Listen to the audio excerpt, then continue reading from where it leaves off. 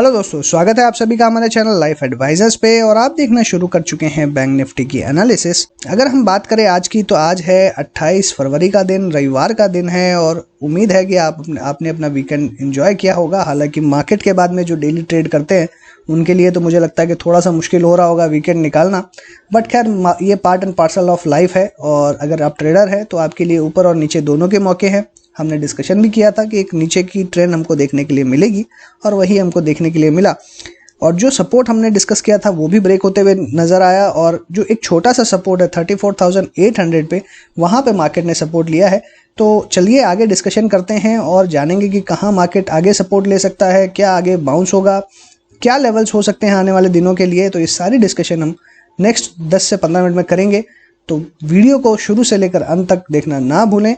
अगर आप नए हैं चैनल के लिए तो चैनल को सब्सक्राइब करना ना भूलें, और वीडियो पसंद आए तो वीडियो के बाद लाइक, शेयर और कमेंट करना ना भूलें। 26 फरवरी यानी फ्राइडे को हमने ब्लैक फ्राइडे देखा और बहुत ही ज़बरदस्त गिरावट मार्केट में देखने मिली।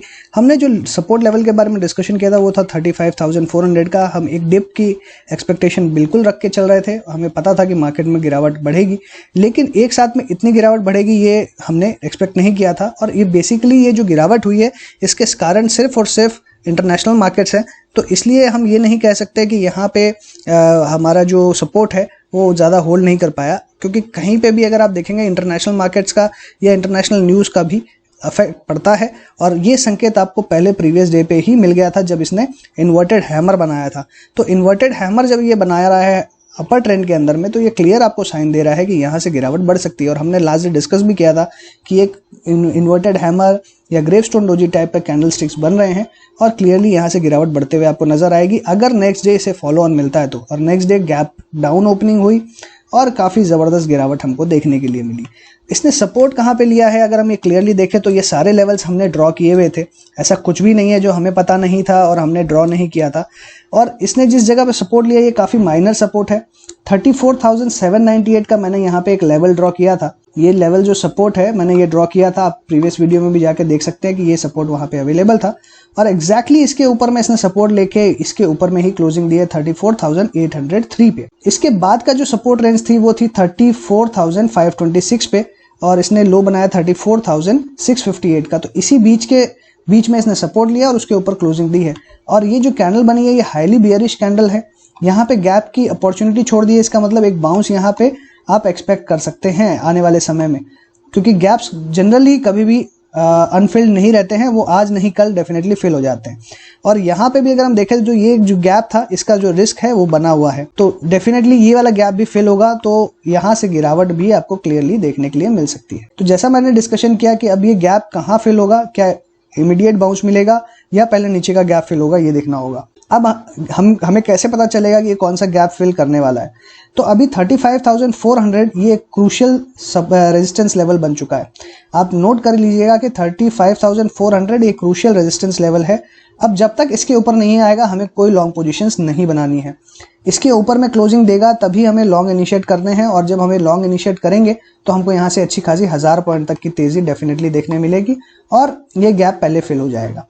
अगर यहाँ से कोई भी बाउंस होता है तो हो सकता है 35,400 के नीचे ही रहे, फिर वापस आपको डाउन ट्रेंड दिखाए और ये गैप फिल करके आए। तो हमें अब 35,400 के ऊपर जब तक क्लोज नहीं होगा बड़े लॉन्ग्स नहीं बनाने हैं। बीच में स्टॉक स्पेसिफिक आप लॉन्ग बना सकते हैं, लेकिन अदरवाइज हमें ज़्यादा एग्रेसिव लॉन्ग पोजीशंस अभी फिलहाल नहीं बनानी है। तो ये क्लैरिटी हमको रेजिस्टेंस की तरफ से मिली। अब सपोर्ट की बात करें तो 34,800 जहाँ पे क्लोजिंग है, तो यहाँ से तो आपको डेफिनेटली हो सकता है कि एक बार ब्रेक मिले, लेकिन जो लो बना है यहाँ पे और साथ में 34,500 के जो लेवल्स है ये भी एक सपोर्ट की तरह काम करेंगे। इसलिए आप दो इसमें ऑप्शन रख सकते हैं। 34,650 अगर ये लेवल ब्रेक होता है, साथ में 34,526 अगर 34,500 के नीचे जाता है तो यहाँ से आपको अच्छी खासी गिरावट देखने मिलेगी, और यहाँ से भी आप 1000 पॉइंट की गिरावट एक्सपेक्ट कर सकते हैं। रादर 1000 पॉइंट से ज़्यादा मुझे लगता है कि जो सपोर्ट है फिर 32,691 पे मिलेगा। बीच बीच में आपको जैसे सपोर्ट मिलता रहेगा, बाउंस होता रहेगा, लेकिन अगर ओवरऑल देखेंगे तो 34,500 के बाद में और इंटेंसिफाइड सेलिंग होते हुए दिखाई देगी। कोई भी बाउंस में अच्छी खासी सेलिंग होगी तो हमें फिर सेल साइड की पोजीशन ही ज़्यादा बनानी है, और यहाँ से फिर आपको गिरते हुए सिर्फ सपोर्ट जो है वो यहाँ पे ही मिलेगा आपको, और ये गैप भी फिल हो जाएगा। और जैसे ही ये गैप फिल होगा तो इमीडिएटली आपको तेजी देखने के लिए मिलेगी। तो अभी यहाँ पे हमको ये वेट नहीं करना है कि इसके नीचे क्लोजिंग हो सकता है कि जो शैडो है ये शैडो से भी गैप फिल हो सकता है कि इसने एक बार ऐसा डिप लिया और डिप लेके तुरंत ऊपर की तरफ क्लोजिंग कर दी, तो गैप इसने तुरंत फिल कर देना है। जैसे ही ये गैप फिल करेगा, गैप फिल करते ही वापस से तेजी की जो पोजीशंस हैं वो क्रिएट होनी शुरू हो जाएगी और मुझे लगता है फिर से हम एक अच्छे बुल रन के अंदर में वापस आ जाएंगे और फिर वापस नीचे लोअर लेवल से तेजी मिलेगी। तो लोअर लेवल्स पे तो इस रेंज में जैसा मैंने पहले भी डिस्कशन किया 33,500 से लेकर 32,700 की जो रेंज है ये एकदम ब्लाइंड बाय जोन है। इस रेंज में आप एकदम कंप्लीटली आंख बंद करके बाय कर सकते हैं, फिर आपको यहाँ से तेजी मिल जाएगी। और ब्लाइंड बाय का मतलब ये नहीं है कि एकदम एक्चुअल में आप ब्लाइंड बाय कर ले, वहाँ पे आपको ओवरऑल मार्केट की सिचुएशन भी देखनी होगी और वहाँ पे क्या न्यूज़ चल रही है वो भी देखनी होगी।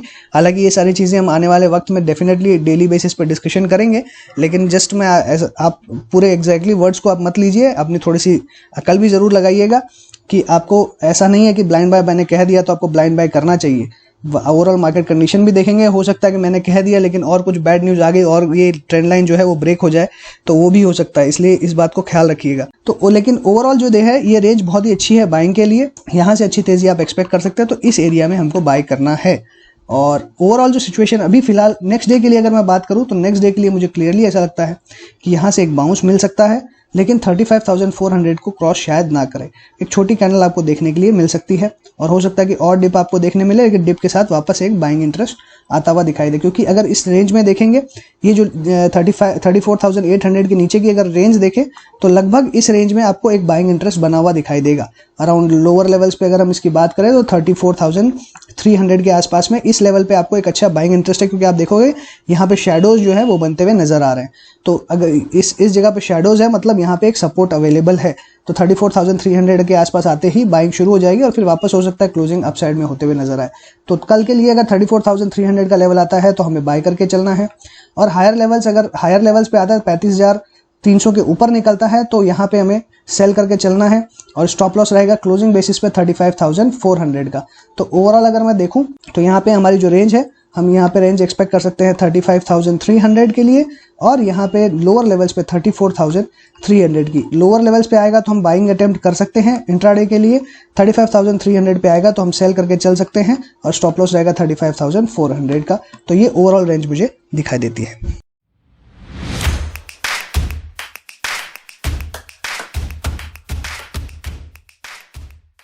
तो बात करते हैं बैंकिंग स्टॉक्स की, एक एक करके अल्फाबेटिक वे में डिस्कस करेंगे। तो सबसे पहला जो स्टॉक आ रहा है वो है एक्सिस बैंक का। एक्सिस बैंक में हमारा जो स्टॉप लॉस था वो 762 था और गैप डाउन ओपनिंग की बात करें तो 746 पे ये ओपन हुआ, उसके बाद में एक बाउंस देखने के लिए मिला 758.7 पे। तो जिन्होंने एग्जिट कर लिया होगा इस लेवल पे तो डेफिनेटली उनकी पोजीशंस बची हुई है और लगभग इसने गैप अगर देखें तो गैप भी फिल कर दिया है।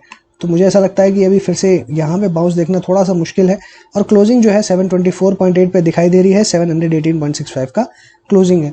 और जिस तरीके के लेवल्स हैं अभी यहाँ पे थोड़ी बहुत और गिरावट बढ़ सकती है, यहाँ पे 690 तक के लेवल्स आपको देखने मिल सकते हैं, लेकिन कोई भी बाउंस होगा तो सेल करेंगे ज़्यादा बेटर रहेगा। लेकिन अगर यहाँ पैटर्न आप देखेंगे तो यहाँ पे क्लियरली आपको एक evening star kind of pattern यहाँ पे क्लियरली देखने के लिए मिल रहा है। तो मुझे लगता है कि जो गिरावट है वो और बढ़ सकती है। तो हमें सेल कब करना है? सेल हमें तभी करना है जब ये लोज ब्रेक होंगे। तो ये अप्रॉक्सीमेटली 715 के बाद में सेल अपॉर्चुनिटी आपके पास में फिर से मिलेगी आपको और 690 के तक के लेवल्स आपको देखने के लिए मिल सकते हैं। और सेल के लिए स्टॉप लॉस जो रहेगा वो अराउंड रहेगा 725 का। बंधन बैंक में देखें तो यहाँ पे इतनी बड़ी सेल ऑफ होने के बाद भी स्टॉक के अंदर में कोई गिरावट के संकेत नहीं मिले, रैदर ये पॉजिटिव अकेला बैंक निफ्टी के अंदर में या बैंकिंग स्टॉक्स में लगभग क्लोज होते हुए हमको नजर आ रहा है। हालांकि और भी स्टॉक्स है लेकिन अगर बड़े बैंकों की बात करें उसमें बंधन बैंक में ही पॉजिटिव क्लोजिंग देखने के लिए मिल रही है। और वहीं पे जिस तरीके की वॉल्यूम्स है इसमें वॉल्यूम्स बढ़ते हुए नजर आ रही है कि स्ट्रॉन्ग कैंडल ही यहाँ पे फॉर्म होते हुए नजर आ रही है। लेकिन जैसा मैंने कहा कि यहाँ पे बहुत ज़्यादा रेजिस्टेंस है ऊपर में मूविंग एवरेजेस का, तो अभी इसमें बाइंग ना करें ज़्यादा बेहतर रहेगा। और हायर लेवल्स पे थोड़ा सा 350 के आसपास आते ही इसके अंदर में गिरावट शुरू हो जाती है। तो अभी इसके अंदर में मुझे कोई बाय का सिग्नल नहीं दिखाई दे रहा है, अभी अवॉइड करना ही सबसे बेटर रहेगा। मुझे लगता है 360 के ऊपर ये क्लोज देगा तभी इसके अंदर में अच्छी मूवमेंट आएगी। हालांकि हम 350 के ऊपर भी खरीद सकते हैं, करंट लेवल्स पे भी खरीद सकते हैं क्योंकि रिस्क रिवॉर्ड फेवरेबल हो सकता है। लेकिन मोमेंटम जो है वो 360 के बाद ही बनेगा, अदरवाइज ये इसी रेंज में आपको घूमता हुआ नजर आएगा। बैंक ऑफ बड़ौदा की बात करें तो इसमें गैप डाउन ओपनिंग हमने देखी और जैसा हमने डिस्कशन किया था कि जिस साइड खुलेगा उसी साइड आपको मूवमेंट देखने मिलेगा और क्लियरली ये डाउन साइड ही खुलते हुए नजर आया और ऑब्वियसली जिस तरीके का गैप डाउन है वहां पे आपको ये रिस्क जो है बना हुआ था। हालांकि मुझे बहुत ज़्यादा इसके अंदर सेलिंग लगता है कि नहीं होते हुए दिखाई देगी और इमीडिएटली ये बाउंस हो सकता है, क्योंकि सपोर्ट के एकदम ठीक ऊपर में 84 इसका एक बहुत ही स्ट्रॉन्ग सपोर्ट है और इसी के ऊपर में ये क्लोज होते हुए नजर आया है। बहुत ज़्यादा वॉल्यूम्स, इंटेंसिफाइड वॉल्यूम्स नहीं है, तो हाई चांसेस है कि ये गैप को भी फिल करेगा और वापस ऊपर जाएगा। तो कोशिश यही रहेगी, अगर ये गैप को फिल करता है तो आप कोशिश बिल्कुल करें कि यहाँ पे इस लेवल पे अगर आपके कोई पोजीशंस हैं तो यहाँ पे एक एग्जिट करने की कोशिश कर सकते हैं। बाकी फिर से फ्रेश मूवमेंट जो है, मार्केट स्टेबल हो जाए तब उसके बाद में बनाए। 92 के ऊपर में निकलता है तो ही ज़्यादा फिर इसके अंदर वापस मूवमेंट आएगा। तो यहाँ पे आप जैसे गैप फिल हो तो आप डिसाइड करें अपने आप कि आपको क्या इसमें बने रहना है या एग्जिट करना है। मुझे लगता है 84 के नीचे ये थोड़ा सा वीक हो सकता है, हालांकि इमीडिएटली सपोर्ट जो है उसको 82 पे अवेलेबल है क्योंकि मूविंग एवरेजेस का भी सपोर्ट है। तो आप यहाँ पे जो स्टॉप लॉस है वो 82 का भी रख के चल सकते हैं। हालांकि हमारा जो ट्रेलिंग स्टॉप लॉस है ऑलरेडी हिट हो चुका है, तो मुझे लगता है कि आपको यहाँ पे 82 का आप स्टॉप लॉस रखें तो ज़्यादा बेटर रहेगा। कैनरा बैंक की बात करें तो इसमें हायर साइड हमने बहुत ही लिमिटेड डिस्कशन किया था। लास्ट 2-3 दिन इसने वही हाइज बनाए और फिर आपको अच्छी खासी गैप डाउन ओपनिंग देखने मिल रही है और क्लियरली, लेकिन वॉल्यूम अगर आप देखेंगे तो यहाँ बहुत ज़्यादा नहीं है। तो ये भी एक क्वेश्चन मार्क है कि क्या ये इंटेंसिफाइड सेलिंग होगी। और मुझे जिस तरीके से लग रहा है कि इसके जो सपोर्ट्स है वो काफ़ी अच्छे हैं, अराउंड 155 में बहुत ही अच्छा स्ट्रॉन्ग सपोर्ट इससे बना हुआ है। तो यहाँ से हो सकता है ये भी रिवर्स करने की कोशिश करें, लेकिन बहुत ज़्यादा अभी मैंने जैसे कहा कि लॉन्ग पोजीशन इनिशिएट नहीं करनी है। अगर आपकी पोजीशंस फंसी हुई है तो एग्जिट करने की कोशिश करें।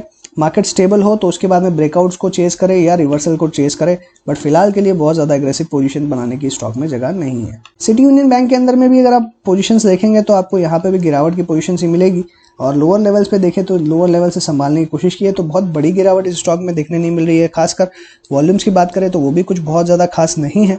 ओवरऑल यहाँ पे पैटर्न जो है वो डिस्टॉर्टेड है और जैसे मैंने कहा कि इसमें बड़ी मूवमेंट अब आपको हायर लेवल्स अराउंड 175-180 के बाद में ही देखने के लिए मिलेगी, तो उसके ऊपर में ही यहाँ पे बाय करेंगे। अभी इसमें कोई बाय नहीं करना है, हालांकि नीचे के लेवल्स पे और मिलता है, 150-155 के बीच में मिलता है इसमें, तो यहाँ पे भी हम बाय कर सकते हैं, लेकिन करंट लेवल्स पे कुछ बाय या सेल नहीं करना।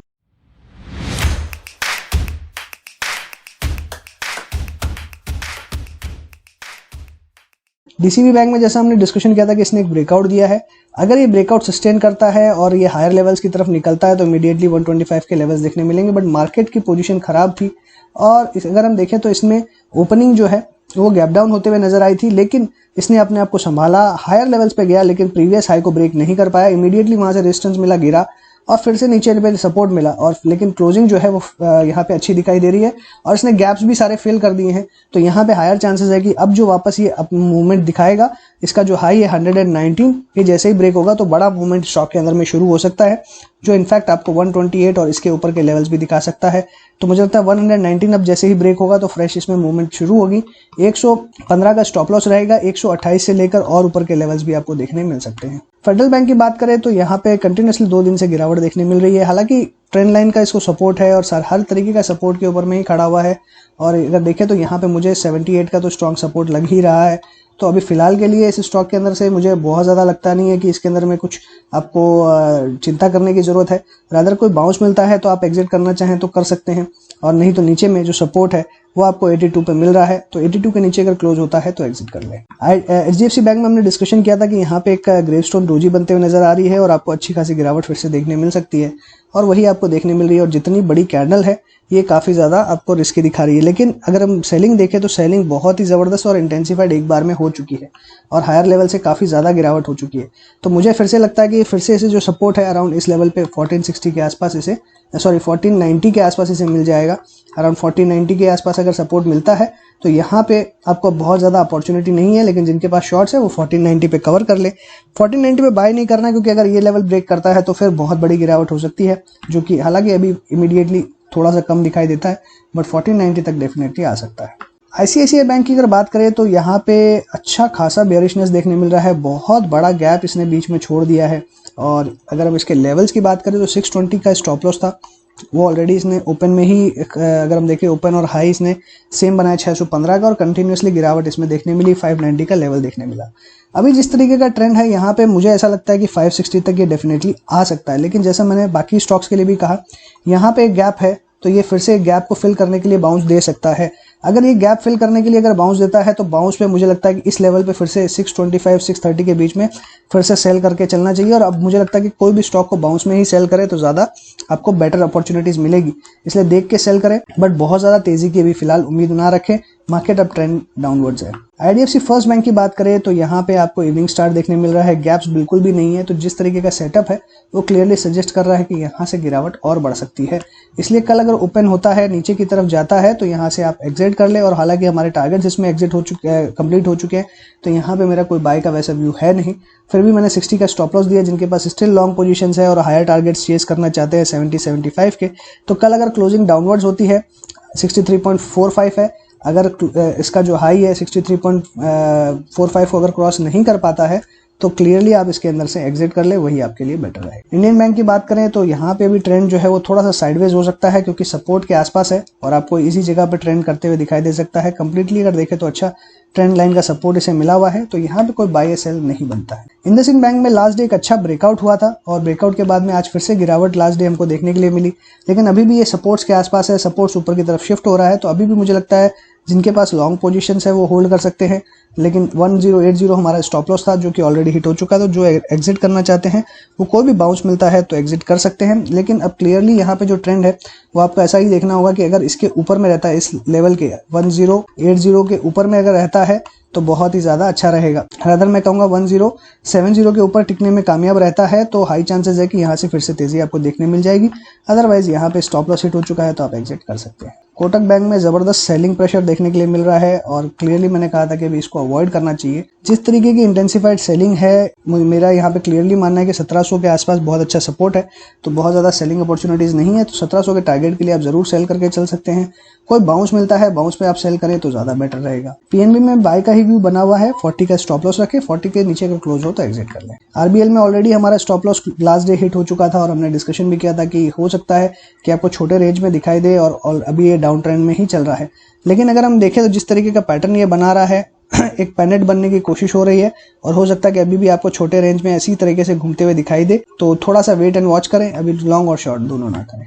SBI की बात करें तो मैंने जैसे डिस्कशन किया था लास्ट टाइम कि यहाँ पे एक बहुत बड़ा गैप है। अभी भी देखेंगे लास्ट डे इतनी बड़ी गिरावट हुई बट इसने अपने सपोर्ट्स को ब्रेक नहीं किया और मैंने स्टॉप लॉस जो है वो 385 का आपको दिया था। 387 का इसने लो बनाया और 385 इसने टच नहीं किया। 20 डे सिंपल मूविंग एवरेज पे सपोर्ट मिल रहा है। कल फिर से कोशिश होगी अपसाइड जाने की इसकी, अगर यहाँ से ब्रेक करता है तो SBI में अच्छी खासी गिरावट हो सकती है। 360 मतलब गैप फिलिंग कंप्लीटली आपको देखने मिल सकती है। लेकिन कल अगर ये रिवर्स हुआ तो काफ़ी हाई चांसेस है कि फिर से ये 420 के आसपास जाते हुए नजर आएगा। तो करंट लेवल्स पे अगर ये अपने आप को होल्ड करने की कोशिश करता है तो बाय का व्यू रहेगा with A stop loss of 385। तो यहाँ पर रिस्क रिवॉर्ड के लिहाज से अगर देखें तो अच्छी यहाँ पे ट्रेड बन रहे हैं। सो इसी के साथ मैं अपनी बात को मैं वाइंड अप करूंगा। अगर आपको अच्छा लगा तो लाइक कीजिएगा, दोस्तों के साथ शेयर कीजिए, कमेंट बॉक्स में व्यूज लेना ना भूलें। चैनल सब्सक्राइब नहीं किया है तो तुरंत कर दीजिए, साथ ही बेल आइकन दबाइए ताकि टाइमली अपडेट्स आपको मिलती रहे।